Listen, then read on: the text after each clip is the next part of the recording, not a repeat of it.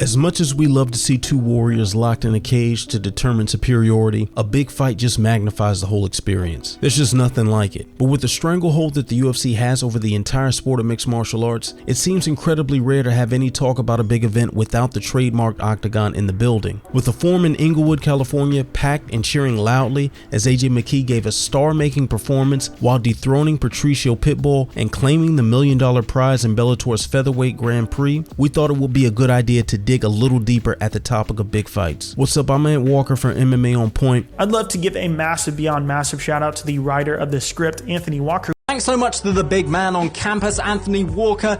Wow, you're huge! For writing this list, you can follow him at Ant Walker MMA. Here to ask one simple question: do big fights exist outside of the UFC?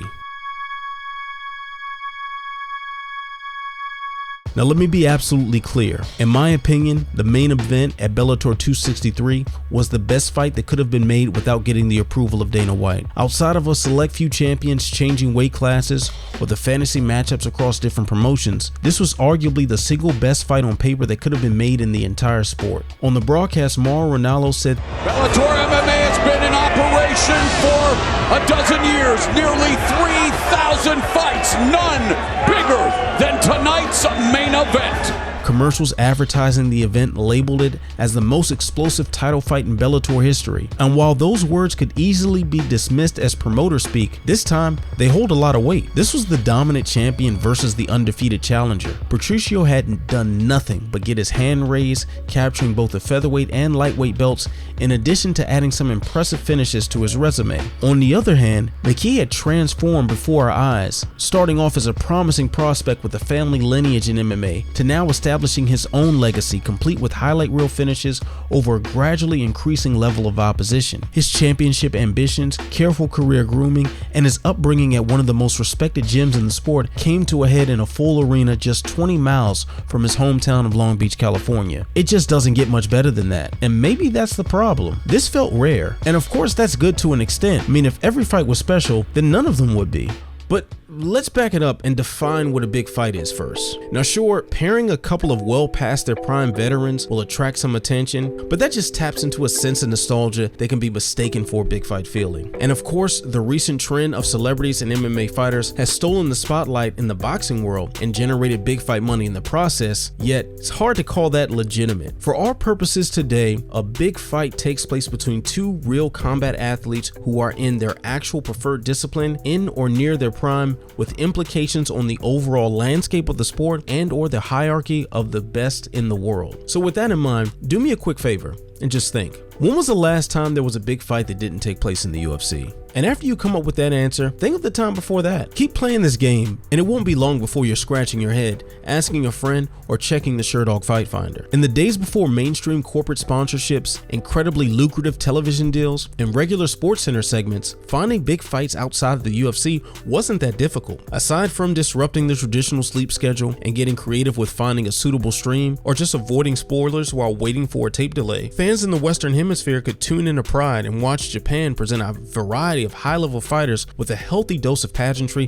to really enhance the experience. While the UFC was struggling to maintain a presence in comparatively smaller venues among politicians with questionable motives, hesitant cable providers, and the general disdain of the mainstream sports community, the large capacity crowds at the Saitama Super Arena and Tokyo Dome hosted great moments like Fedor Emelianenko versus Big Nog, Vanderlei Silva versus Rampage Jackson, and Shogun Rua versus Ricardo Arona. Now let's take a quick look at each of those examples and compare it to what was going on in the UFC around the same time in the same divisions. Pride 25, which took place in March of 2003, saw Fedor with his mystique building after capturing golden rings and making his stoic presence felt, paired against a man who in 8 outings after debuting in the company earned 7 stoppage wins along with the heavyweight belt. Yes please. In 2003, the UFC's heavyweight champion Tim Sylvia defended his belt twice in between wearing it to the club against Rico Rodriguez at UFC 41 and Gan McKee at UFC 44. Also that same year in the heavyweights, Frank Mir made his promotional debut, Andrei Arlovski was looking to right the ship after mixed results in the previous 2 years, and the ghost of Tank Abbott would come up winless. That November, Pride Final Conflict 2003 would go down as well. The Axe Murderer looked every bit of his nickname as he ripped through his opponents with extreme violence and continued that path of destruction in the middleweight Grand Prix. On the other side of the bracket was Chuck Liddell representing the UFC, and some afterthought, some guy,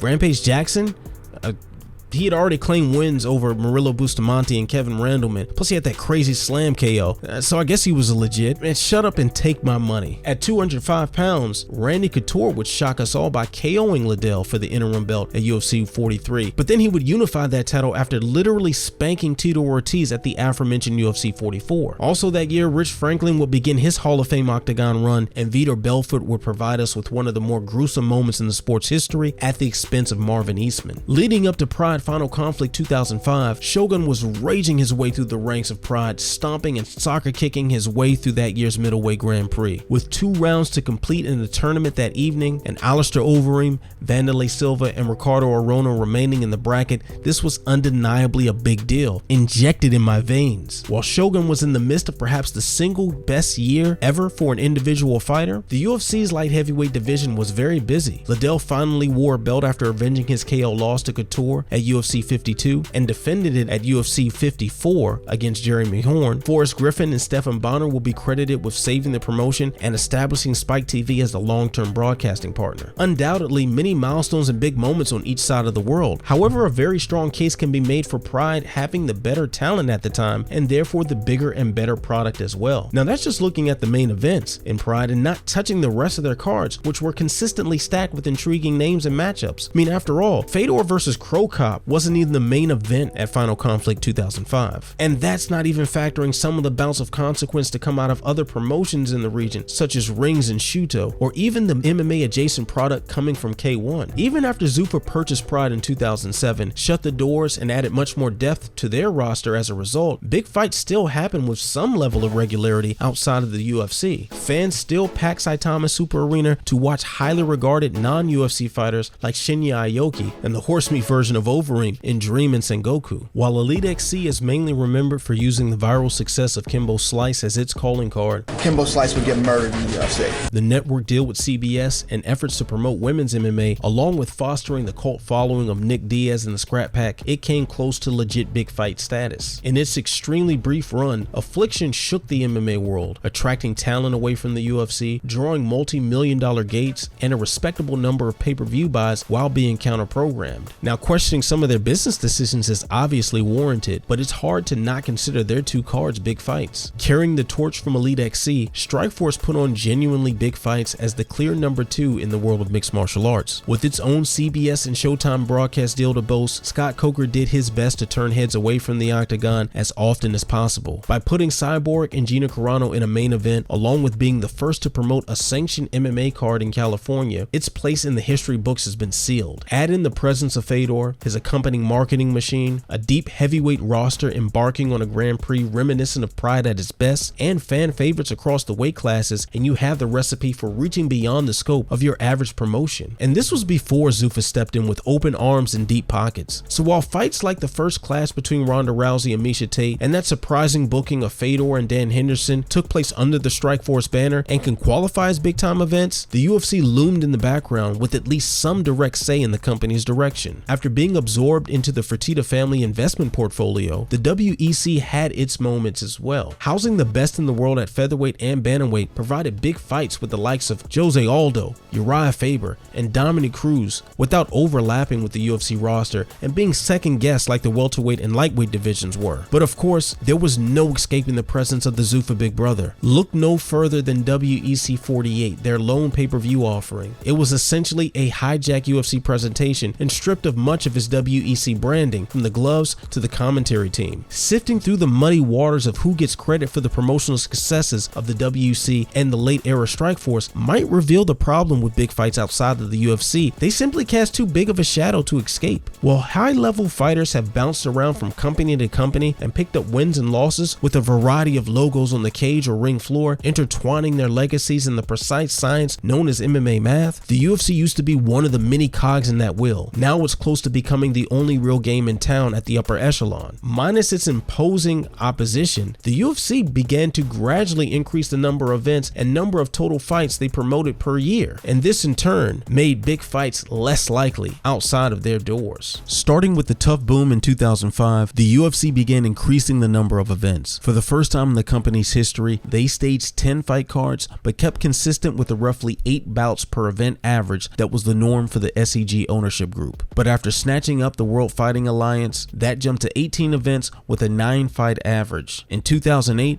a year after the Pride acquisition, that expanded to 20 events, which averaged just over 10 bouts. In 2012, a year after buying out Strikeforce, and 2 years after absorbing the WEC, they set a new benchmark with 31 events and an average of 11 fights per card. 2014 would further push the limits with 45 events and 501 fights. In 2019, 41 events with an average of just under 13 fights would take place. And had it not been for a global pandemic that shut down most of the world, 2020 would have also set new records. But they still managed to set up shop at the Apex Center and Fight Island to pull off 41 fight cards at an 11 bout average. And that's not even counting the Ultimate Fighter or the Contender Series. That's a huge amount of fighters to schedule and a massive amount of airtime and coverage to generate. So much so that it understandably drains the pool of available talent, the mental energy of media, and the attention span of fans. And that's the world that most of the promotions that are considered top of the food chain outside of the UFC have been born into. One Championship was founded in 2011 after the Strikeforce purchase. The PFL, then the World Series of Fighting, was founded the next year. Bellator ran its first event in 2009, but began its shift toward what we see today after Viacom purchased a majority stake in late 2011, and even more so after the ownership swapped Bjorn Repny for Coker in 2014, and Ryzen was created in 2015. As the UFC began to take over in its quest for global domination, everyone else has been left to feed off of the scraps. So to answer the question, no,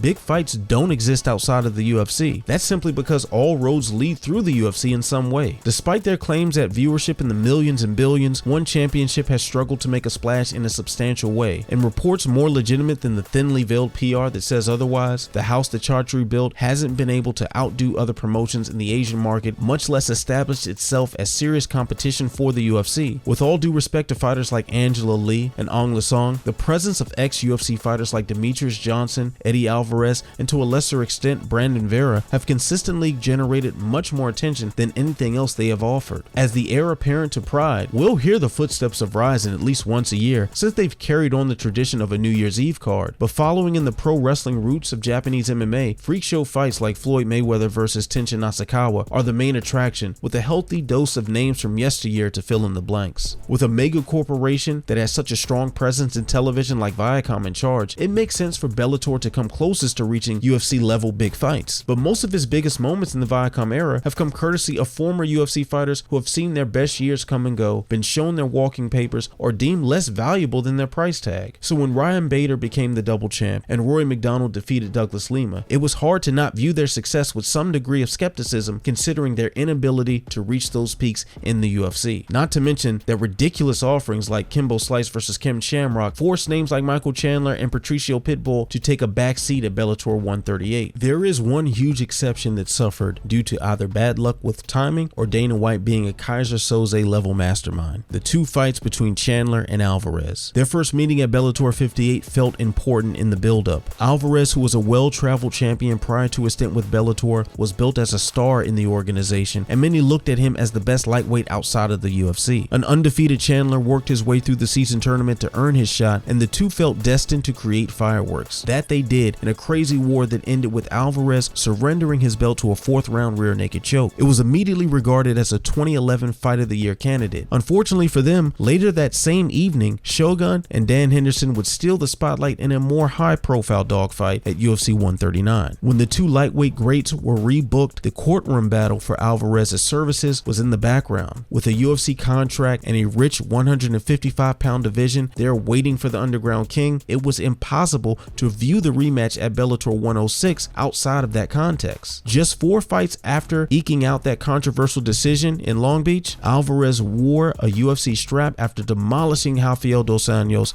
at UFC Fight Night 90. His success shined a spotlight on Chandler. If Iron Mike could submit the current UFC champ and arguably best him in a do-over, then he certainly could be a force to reckon with in the octagon and possibly capture the belt there too. Of course, the unsuccessful UFC stint of Will Brooks, who defeated him twice in a row less than 2 years before making his way over, is a flaw with his argument, but you get the idea. Chandler was able to rebuild and regain the Bellator title eventually and re-enter the cross-promotional discussions. That was until the reigning featherweight champion Patricio Pitbull moved up in weight and took that crown in just over a minute. 2 fights later, Chandler will be signed to the UFC and putting top contender Dan Hooker to sleep in one of the most spectacular promotional debuts in history. Just a few months later, he would be fighting for the vacant lightweight belt against Charles Oliveira at UFC 262. And while Do Bronx walked away as the champion, he would first have to endure nearly being finished in the opening round. And much like Alvarez did for him, Chandler would shine a light on the accomplishments of Patricio. If he could make quick work of a man who was just seconds away from becoming champion in the UFC's most talent-rich division, then he had to be one of the best in the world, regardless of who promotes him. By the way, was anyone else wondering what sarcastic tweets Pitbull had waiting in his drafts just in case Chandler won that night?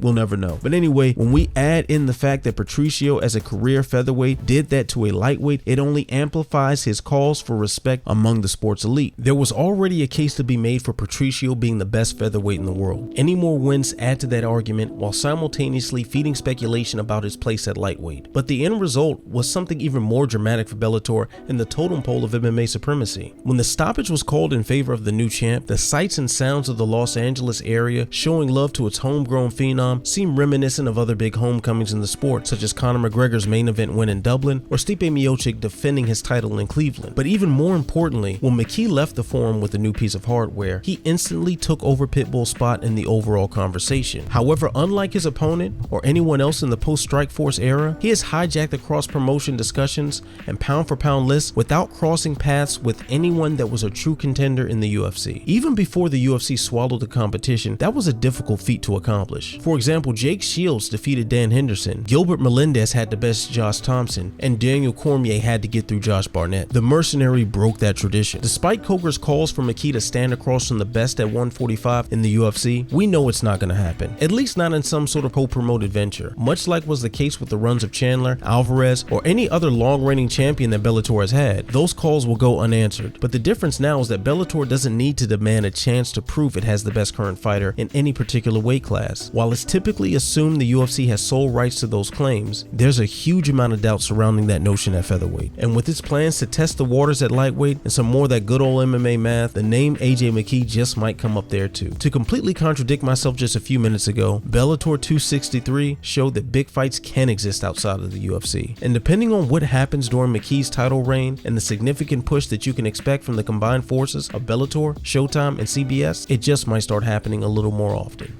Thanks for watching. If you haven't already, make sure you hit the like button and subscribe. So until next time, stay beautiful, stay positive, and stay sexy. Peace.